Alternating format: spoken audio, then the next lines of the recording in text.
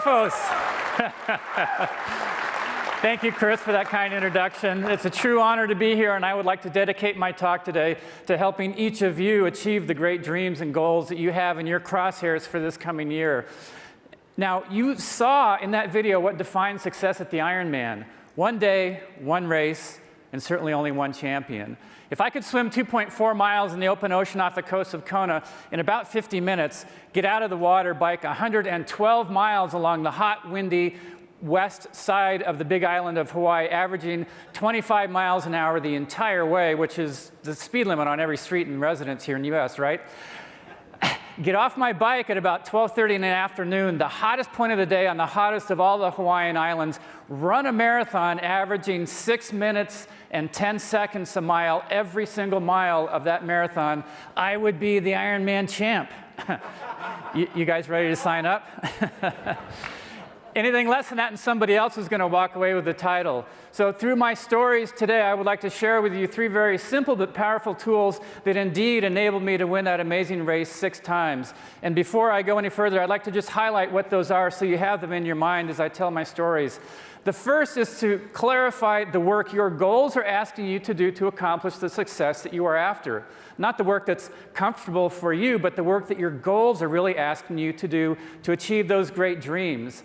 It wasn't until I asked myself, what is the training that the Ironman wants me to do to be the champion, that I actually went from training a lot, being very busy, to being very effective in winning that race. This is what will help you with that run part of the pyramid that Tony just talked to you about a little bit earlier. That's the part that will help you build the base of your work. For me, that's a lot of swimming, cycling, and running, and it has to be done in the right way. Changing from being very busy to being very effective is the key to success, isn't it? Absolutely. The second key is to be willing to adjust our strategies based on what's happening out there in the real world. I mean, let's face it, the real world is a very dynamic and ever-changing environment, and we can come up with great starting strategies, but we have to see what happens when we implement that in that unpredictable environment. See if we really are effective. Have any of you ever had a bad day? A couple of you? Yeah. I had some really bad races, but those races were where I learned the valuable lessons that enabled me to adjust my strategy to become an Ironman champion. So there is no real bad day if we learn something from it, make adjustments that carry us further into the future in a more powerful, clear way. The third and final key is to have an absolute commitment to completion. Now, what does that mean? A commitment to completion says, I will do the very mundane, ordinary work over and over again that leads to extraordinary results. As an example, in the sport of triathlon, I had to be good at swimming, cycling, and running. I would start my training in January. January 1st, I'd throw myself in a swimming pool, swim up one side of the pool, 25 yards, do a flip turn, come back down the other side of the lane. In about 35 seconds, I have seen the entire swim course that I'm going to be doing about 50,000 more times throughout the year. That could be looked at as very boring or very empowering. And it was empowering because I knew that each time I did one of those laps, I was laying the groundwork for a great race at the Ironman that was going to take place every October. A commitment to completion says, I will not join the herds that are saying, you know, I don't have enough resources, or as an athlete, I'm too old, I can't do it anymore. No, a commitment to completion says, I will lead the charge and find the way to take us all to the great victories that we're searching for. A commitment to completion says, I will step back for a moment and ask myself, why does this journey have meaning to me? Why am I showing up at the office every day? Why am I going to go to the start line at the Ironman? Why does that have meaning to me deep inside? It's a moment of reflection to ask yourself that question and have an answer, because that vision is what will fortify you with the strength to make it past all the challenges that can come along the way to the big dreams. And I guarantee you, I will not sugarcoat it, the big dreams, the big goals, they do come with challenge. But that is so empowering when we have that vision that takes us past the impossible moments until we realize those great dreams for ourselves. Clarify, adjust, and complete. If any one of these 3 strategies have been missing in my preparation for the Ironman, I wouldn't be standing up here in front of you today. So let me take you into the world of Ironman racing to show you how they work for me and also how they can work for you. Now, as you know, the big things in life do not happen at the speed of Twitter. We need to take time and develop our skills, develop our dream, develop our strategy, find out what works, and refine it. Now, every single one of us in this room has had those moments where we felt like we did the right kind of work, but we didn't realize our dreams, we fell short. But those are just moments where we are being tested of our commitment to completion. Are we going to just give up? Are we going to stand back up, make the adjustments necessary, and take our dreams all the way to what we saw them to be? But I was so stuck in the disappointment of that loss that the following year when I came back to the Ironman for my 6th try, I didn't change anything about my training. And you know the old saying, if you keep doing what you've been doing, you're going to get more of what you already had. And that was not satisfying. In my 6th Ironman, I finished in 5th place, farther out of the lead than any of my other finishes there in Kona. I was at a crossroads. My family and friends, the people that I rely on to tell me the things about myself that I'm unwilling to see, were saying, look, don't go back there. Maybe it's too long. Maybe it's too hot. Maybe it's just not for you, the Ironman. Go to the other races where you have shown that you can win. Go to the other places and races where you have proven you can beat everybody, including Dave Scott. And I was this close to saying, yeah, you guys are right. But then I stood back for a moment and I realized there was a reason for me to go back to Kona one more time. You see, walking the marathon I knew was not my best race. Certainly, we would all agree with that. I needed to go back one more time and just have my best race. Maybe it wouldn't be enough to be the champion, but I would go back for one more try and have the focus be on just having my best race. Don't worry about Dave Scott or anybody else. But I knew that I needed to make some significant changes. Now, if things aren't working out the way we hope in our work, there's only really 2 kinds of adjustments we can make. We can either change the way that we do our work, or we can ask ourselves, what is it about me that might be holding me back from the success that I'm after? Now, the how we do our work part is very industry specific. For me, that meant I had to get better at swimming, cycling, and running. Those are probably not skills that will help you out here at Sophos unless you're trying to keep up with Chris on the bike. But the what is it about me part that's holding me back? The answers we get will help us in any endeavor. It might be that we need to learn how to just get our minds to be quiet so that we can stay fully engaged in those tough moments. It might be just learning how to give everything we have even when our dreams look impossible, because that next step will take us one step closer. Those are skills that will help in any endeavor. But I didn't want to ask that question first. So the first thing I did is I looked at my logbook and I go, look at this. Saturdays I'm riding 5-6 hours. Sundays I'm running 2 hours. That's 7-8 hours of training. And on the weekends, that's a lot of training. But then I realized the Ironman is not a 2-day race. It's a 1-day race. And I was falling apart every year from hour 6 to 8. So in 1989, as I prepared for my 7th Ironman, I did 5 Ironman training days where I would swim 30 minutes, get out of the water, bike 7 hours, get off of my bike and run 30 minutes. That's an Ironman training day. That was the kind of work that the Ironman wanted me to do to accomplish the success that I was after. Those 5 days only added 10 extra hours of work onto my entire season. That's less than 2 minutes a day. Would you be willing to work less than 2 minutes a day if it would take you to the realization of the greatest goal and dream you have for yourself?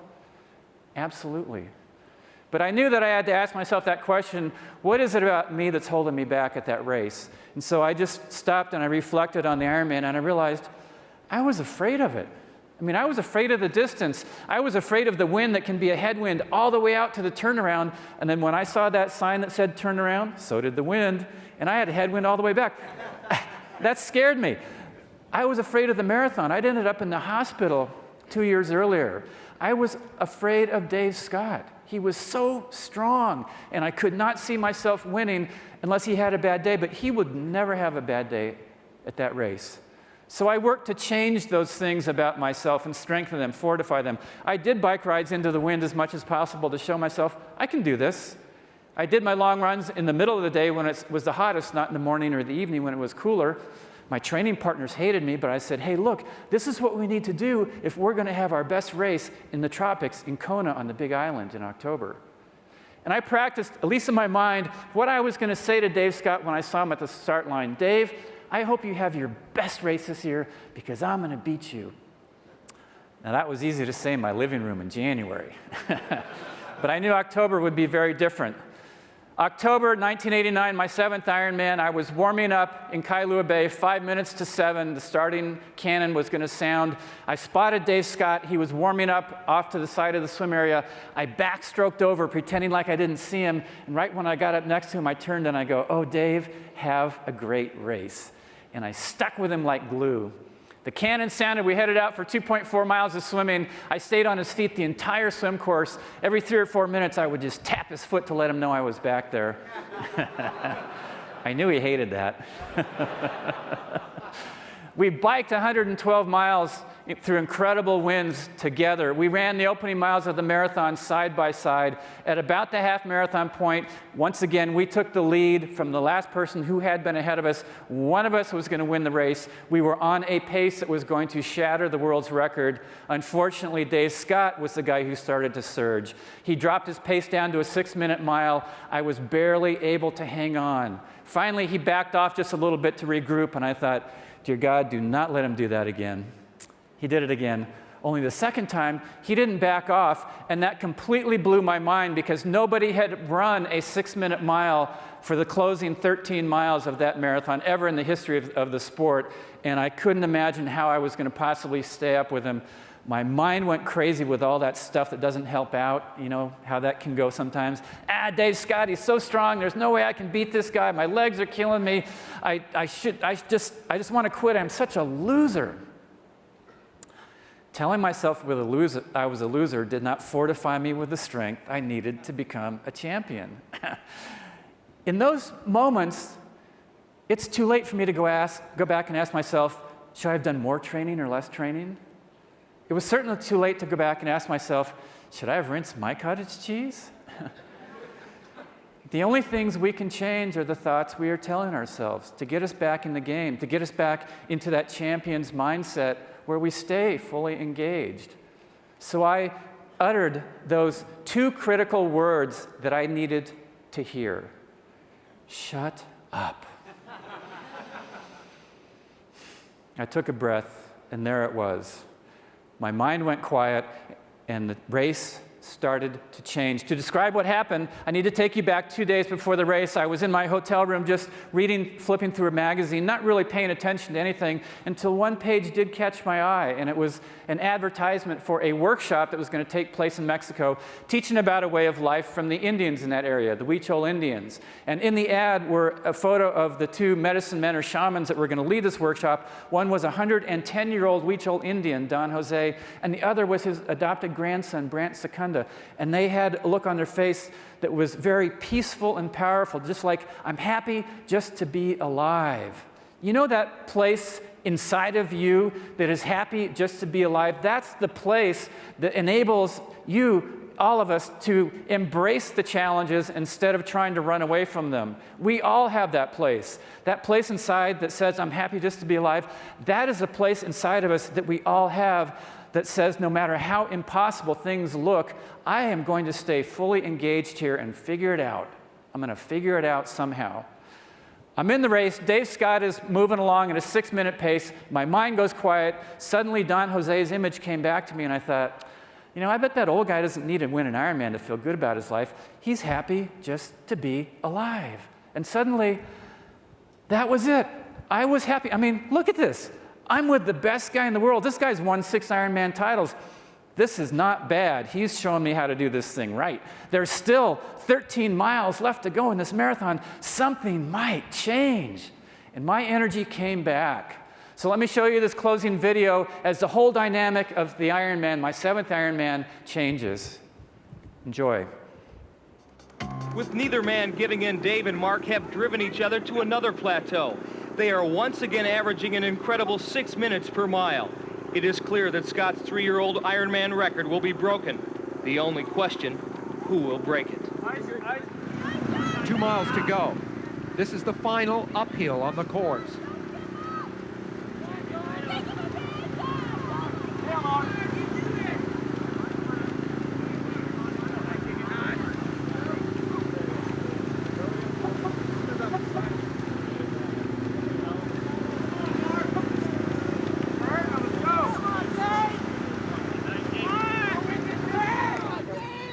Allen looking back.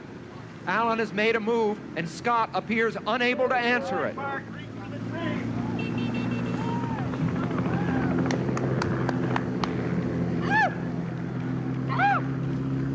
In 1982, Mark Allen couldn't finish. In 83, he was third. In 84, fifth. In 86 and 87, he was second. In 88, fifth. And finally now, in his 7th Ironman, for Mark Allen, the long quest for victory is over.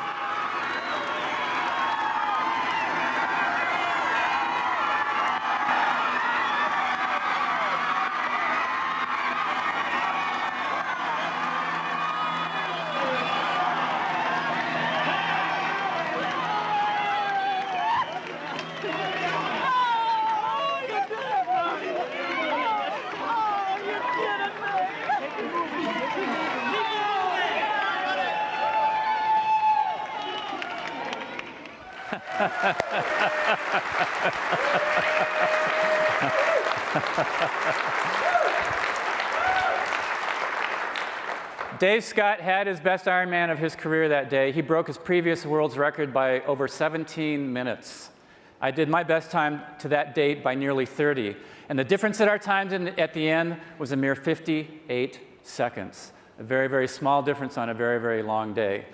As you heard through my stories, I got into the sport just with the vision, the dream to cross the finish line, but that changed, and finally, in 1989, in my 7th attempt, I was able to win the Ironman World Championship because of doing the work that the Ironman asked me to do to accomplish the success that I was after, making those adjustments in how I trained, and then ultimately in the race, finding that commitment to completion by finding just the right place to be within myself that said, yeah, let's just do it.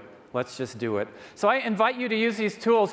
What is the work that your goals are asking you to do to accomplish the success that you are after this year? What are your 5 Ironman training days going to look like for you? What are lessons that you may have missed that are so precious and valuable from the past that will carry you into the future, that will help you with that grow part of the pyramid to expand out in a really positive and powerful way, and ultimately have that commitment to completion? What is that dream or vision? Why are you showing up every day? Why does this have importance? Those visions will carry each and every one of us in this room to greatness. Thank you very much, Sophos. Chris, I think you're coming back up. Thank you so much.